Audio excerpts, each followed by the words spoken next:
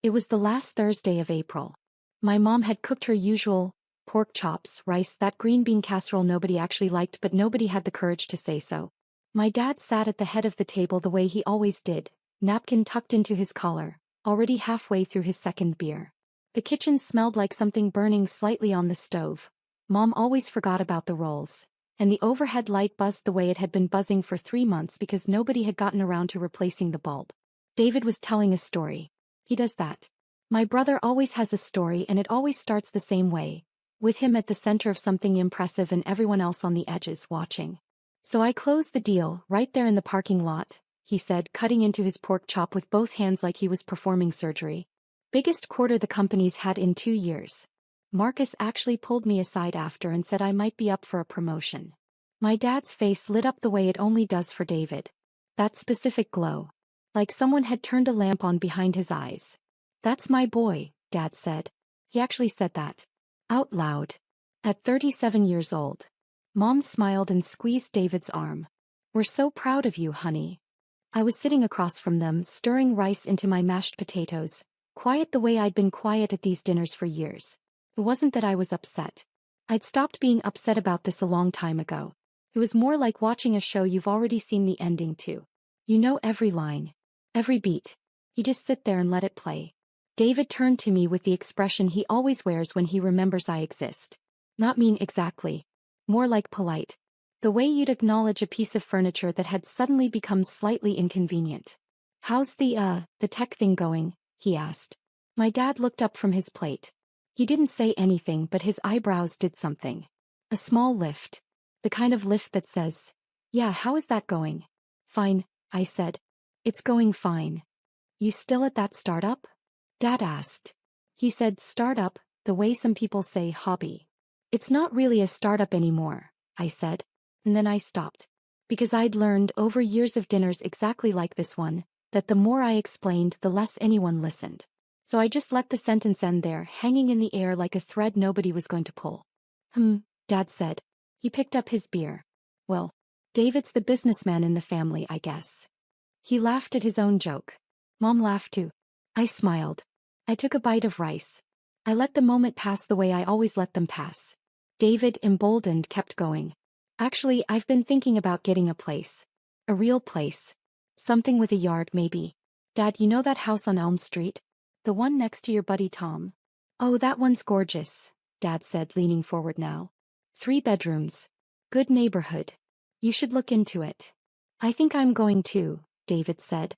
He looked at me casually, the way you look at someone when you're about to say something that you don't think will land badly. I mean, at least someone in this family is settling down, right? Mom nodded. He's right, sweetheart. When are you going to think about that? A house, stability, those things matter.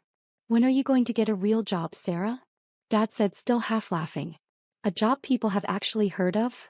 He wasn't being cruel. That was the thing that made it hard. He genuinely believed what he was saying. In his mind, a job people had heard of meant something like where he worked. Harwood and Associates. A mid-tier consulting firm with 43 employees and a website that looked like it was built in 2009. But it was steady. It was safe. Paid a pension. And in my father's world, that was the definition of success. I nodded. Maybe someday, I said. And I meant it as a joke. But nobody laughed. We finished dinner. Mom cleared the plates. Dad turned on the television. David checked his phone and said he had to get going. He and his girlfriend were meeting friends for drinks. He hugged Mom, clapped Dad on the shoulder and waved at me on his way out the door. Drive safe, I said. Yeah, he said. And he was gone. I helped Mom with the dishes without being asked. We stood side by side at the sink, her washing, me drying, the way we'd done it 100 times before. She didn't say anything for a while. Then softly, without looking at me. He means well, you know. Your father. I know, I said. And I did know. That was never the question. That was the last Thursday of April. 5 months later, everything my father believed about me, about what I was worth, what I had built, would be demolished in a single afternoon. Not by me. Not by anything I said or did. Simply by him walking through a door. My name is Sarah Chin. I am 34 years old. I live in a 1-bedroom apartment on Maple Street with a couch I bought at a thrift store and a coffee maker that's older than my nephew. I drive a 2018 Honda Civic with 94,000 miles on it. The paint on the back bumper is chipping. When people ask me what I do for work, I say, I work in tech. And then I wait for them to lose interest, which usually takes about 4 seconds. They always lose interest. Because that's what I want them to do. The truth I have not shared with my family in any meaningful way for the better part of 6 years, is this. I am the founder and CEO of a company called Meridian Tech. Meridian is a B2B enterprise software platform. We build the kind of tools that large companies use to manage their data, their workflows, their entire operational infrastructure. We have 280 employees across 3 offices. We were valued at $340 million at our last funding round. We bring in $87 million in annual revenue. Last year, TechCrunch featured us in a roundup of the fastest-growing enterprise platforms in the country. We have clients in 17 states. 3 of them are Fortune 500 companies. I built it from nothing. From a laptop in a coffee shop in 2017, when I was 26 years old and had $4,200 in my bank account. I coded the first version of the platform myself. Every line, every function, every interface.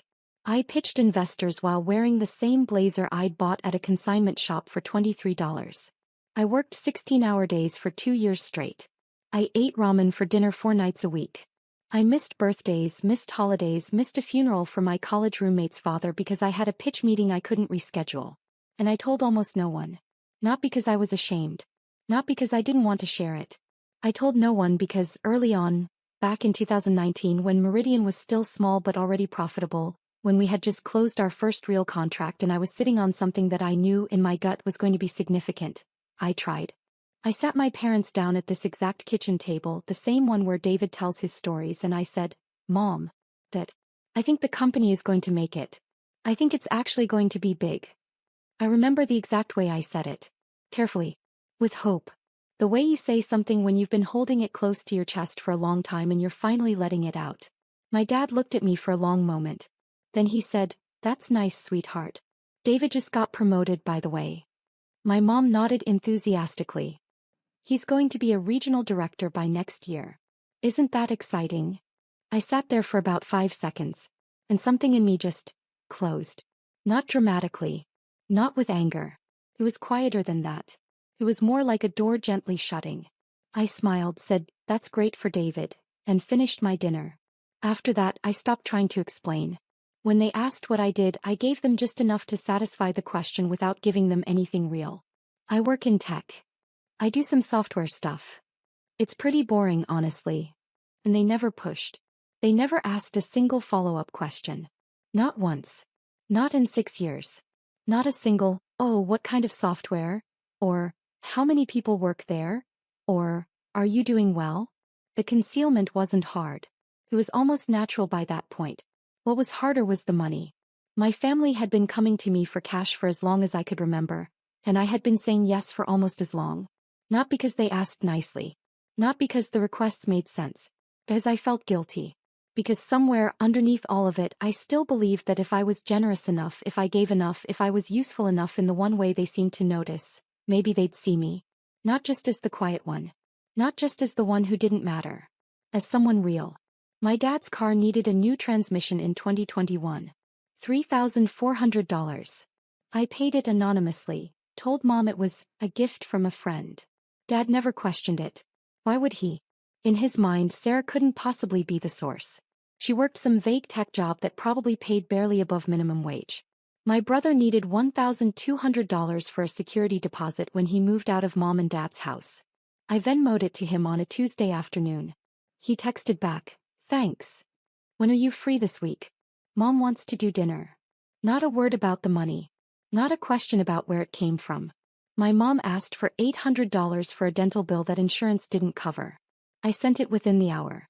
She called to thank me and spent 11 minutes telling me about David's new car. A used Audi he'd financed through a dealership. Isn't it beautiful? She said. He looks so put together. I don't say this to make them sound like villains. They aren't villains. They're just people who never saw me as someone who mattered. And when you don't see someone as someone who matters, you don't notice what they give you. You just take it. You don't ask where it came from. You don't wonder how they can afford it. You just accept it and move on.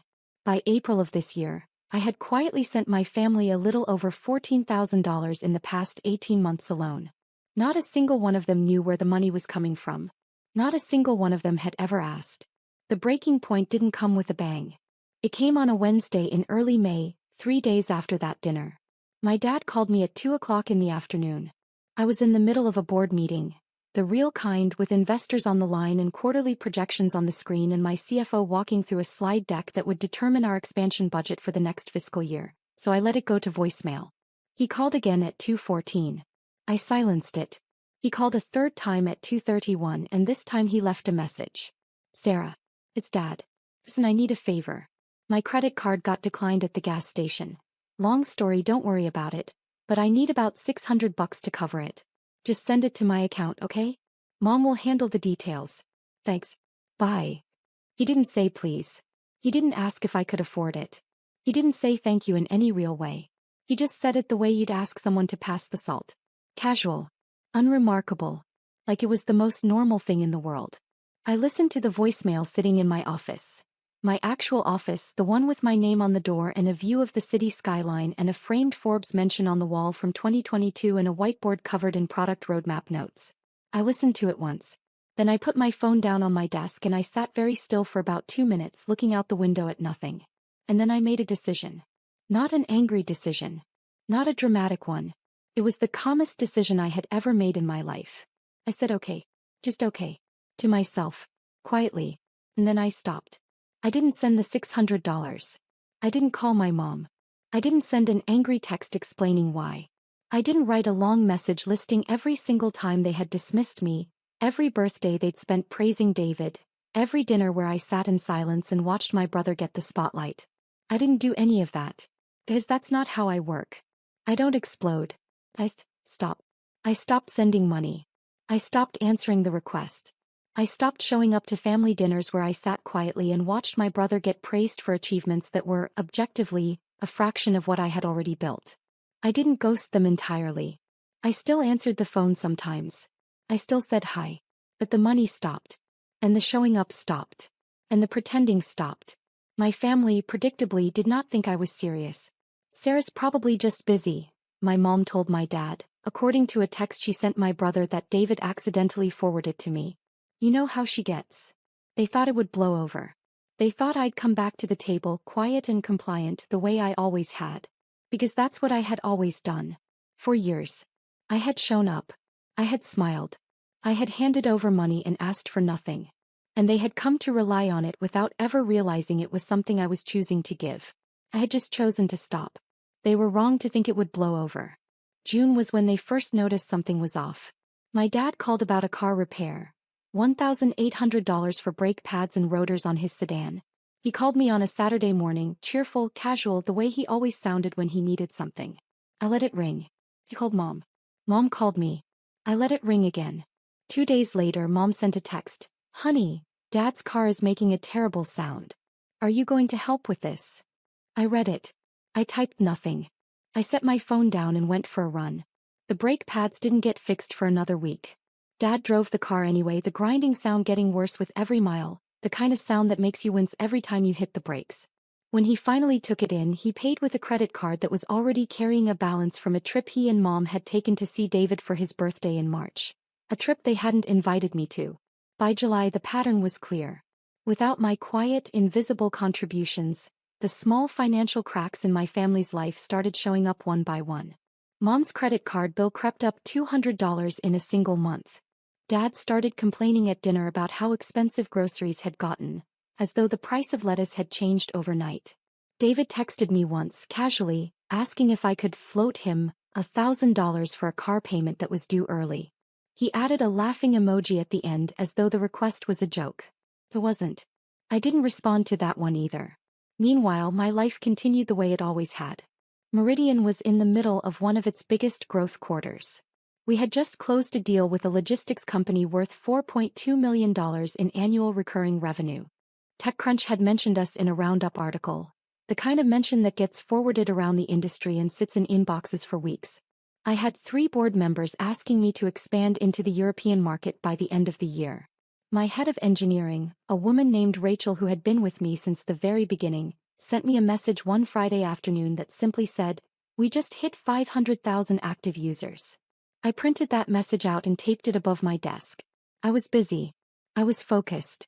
And for the first time in years, I wasn't carrying the invisible weight of being the family's quiet, unacknowledged piggy bank. It was in August that the Harwood contract came together. My head of partnerships, Janet Okafor, flagged it during our weekly strategy meeting. She was flipping through inbound inquiries on her tablet. We get dozens every week now, and she stopped on one and looked up. "We've got an inbound inquiry from Harwood and Associates," she said, pulling up their profile on her laptop. "Mid-tier consulting firm. 43 employees. They're looking for a data management platform for their client-facing projects." I looked at the name on the screen. Harwood and Associates. My dad's company. I stared at it for about 3 seconds. The room was quiet. Janet was waiting for my input. 2 other team members were looking at me waiting. Then I said, "Run the normal evaluation. If they meet our criteria, move forward." Janet nodded. She didn't know the connection. Nobody on my team did. I had never once mentioned my family to anyone at Meridian. Not my parents. Not David. Not the dinners, not the money, not the years of being invisible. It was a clean wall and I had built it carefully brick by brick and I wanted to keep it that way.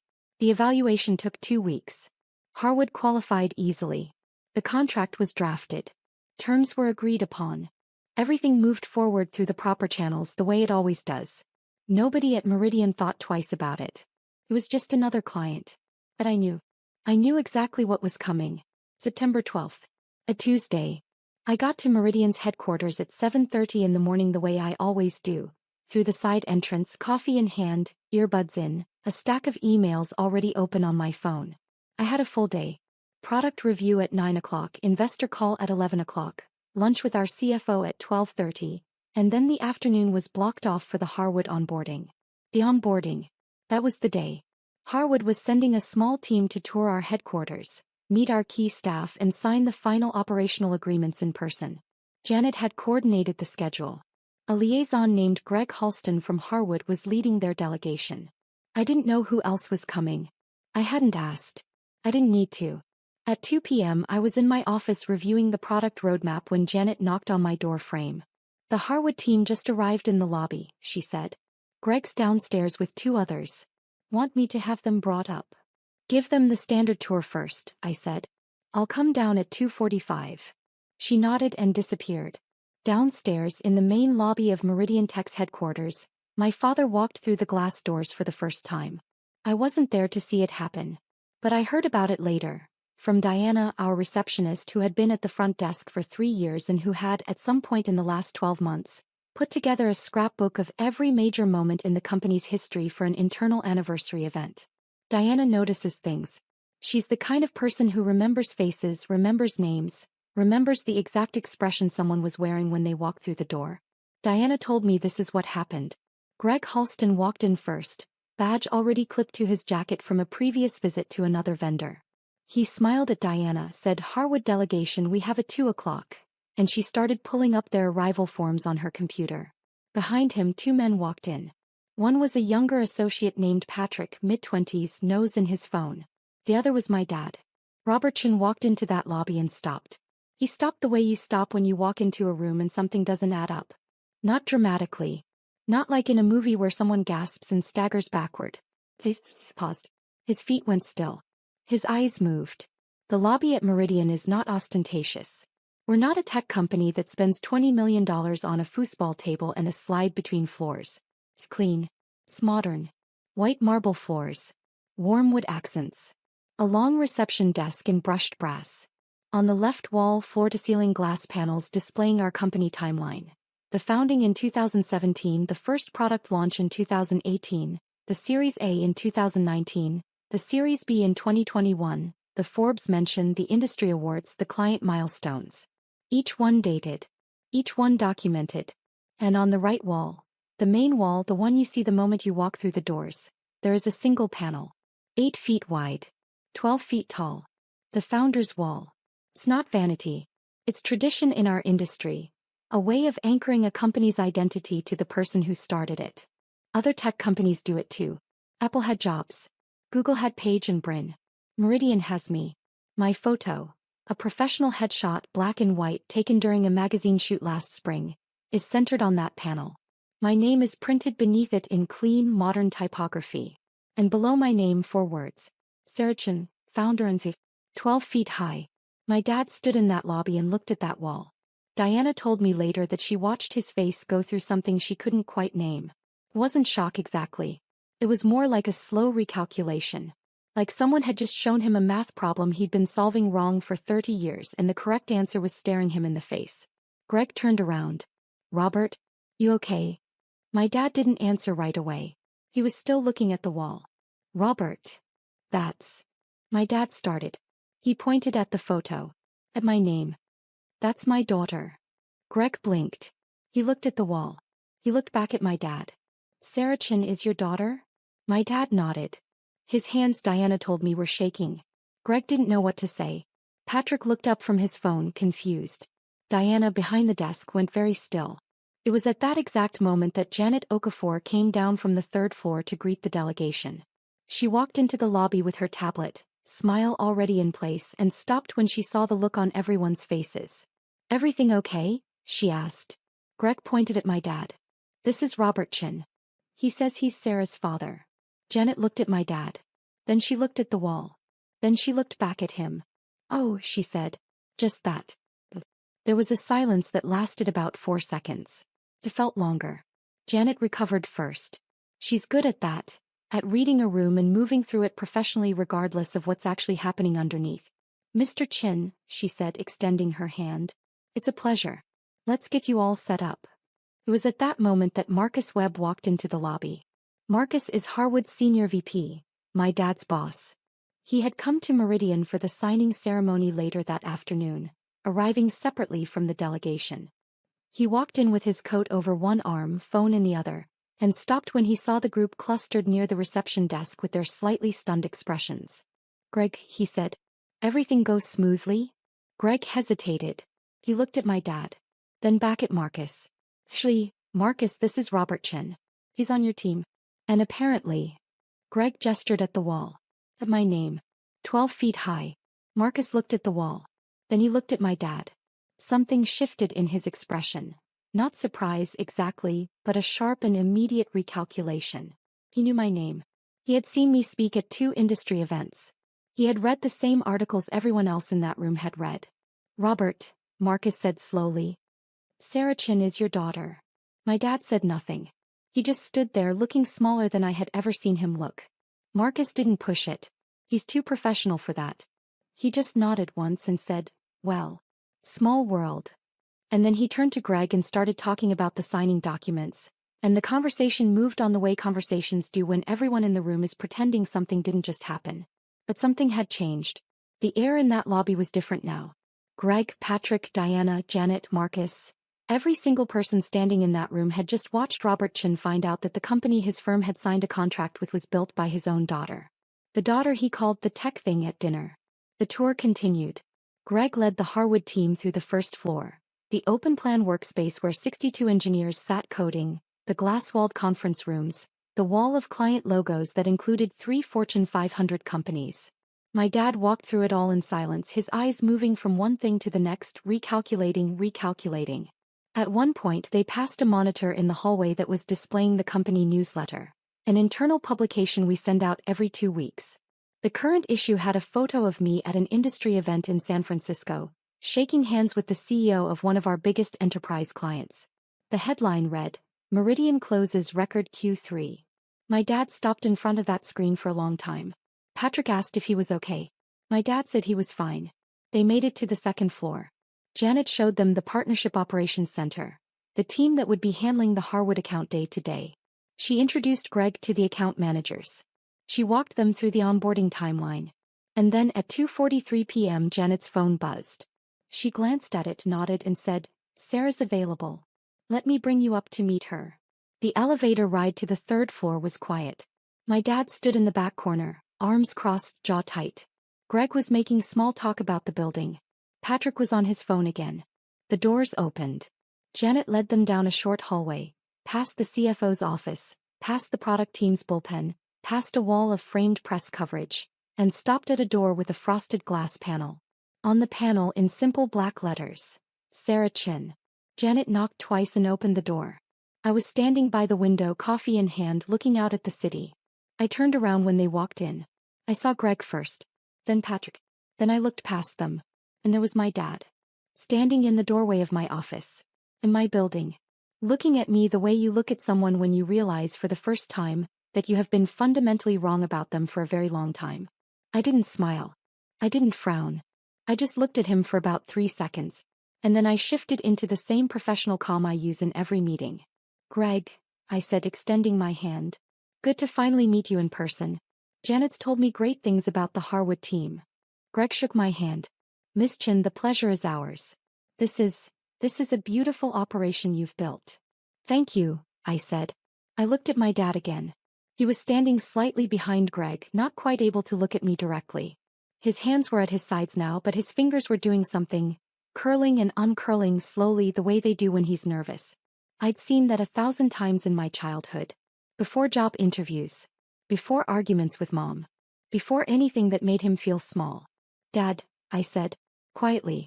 Not for the room. Just for him. He looked up. His mouth opened. Nothing came out. I let the silence sit for exactly 2 seconds. Then I turned back to Greg.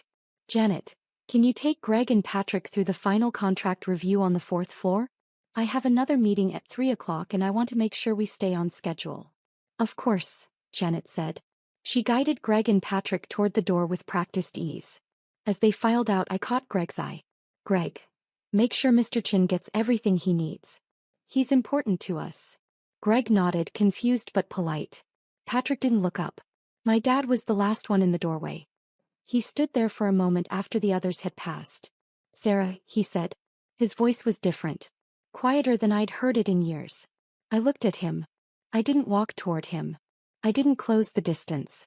I just stood by my window in my office in the building I had built from nothing, and I let him see me. We can talk this weekend, I said. If you want to. He nodded. Once. And then he turned and walked out. My dad called me 23 times that evening. The first call came at 4:17 p.m., 15 minutes after he left the building. I let it ring. The second came at 4:22. I let that one ring too.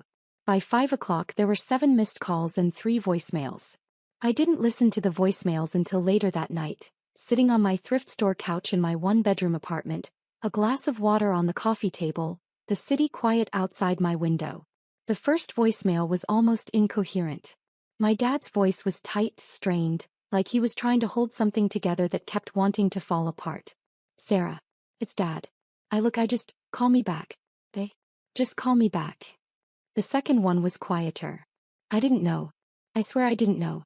I mean, I knew you worked in tech, but I didn't. Sarah, $340 million? Is that real? Call me. The third voicemail was the one that got me. His voice broke. Not dramatically. Not in a way he'd ever admit to if you asked him about it later. But it cracked, right in the middle of a sentence, the way it does when someone is trying very hard not to cry and failing just slightly. I'm sorry, he said. I think I've been really, really wrong about you. For a long time. And I don't know what to say about that. So just, call me. Please. I listened to it twice. Then I put my phone down and sat in the quiet for a while. My mom called at 6:30. She'd found out from Dad, who had called her the moment he left the building. Mom was crying. Real crying, not the performative kind. She left a voicemail that was mostly just her saying, "Oh, Sarah," over and over again. David found out at 8 p.m. He called once, didn't leave a message, and then texted, "Dad just told me. Are you serious right now?" I didn't reply to that text. Not that night. The extended family learned about it over the next 48 hours, the way news travels in a family like ours, through phone calls, texts, and at least one post from my Aunt Karen that generated 17 comments in 2 hours. At Harwood, the impact was quieter but no less real. Marcus Webb, the senior VP who oversaw the Meridian account, pulled my dad aside the next morning. Marcus had met me twice before at industry events. Once in Boston, once in Chicago. He knew exactly who I was and what Meridian was worth. "Robert," Marcus said, sitting across from him in his office, "why didn't you ever mention your daughter?" My dad didn't have an answer for that. Or if he did, it wasn't one he wanted to say out loud. Marcus didn't make it uncomfortable. He's a professional. But from that point on, Things at Harwood shifted in the way they always shift when someone discovers that one of their employees has been quietly connected to something significant that they didn't know about. It wasn't hostile. It was just aware. People looked at my dad differently. Not with contempt. With a kind of curious reassessment. Greg Halston texted Janet the next day.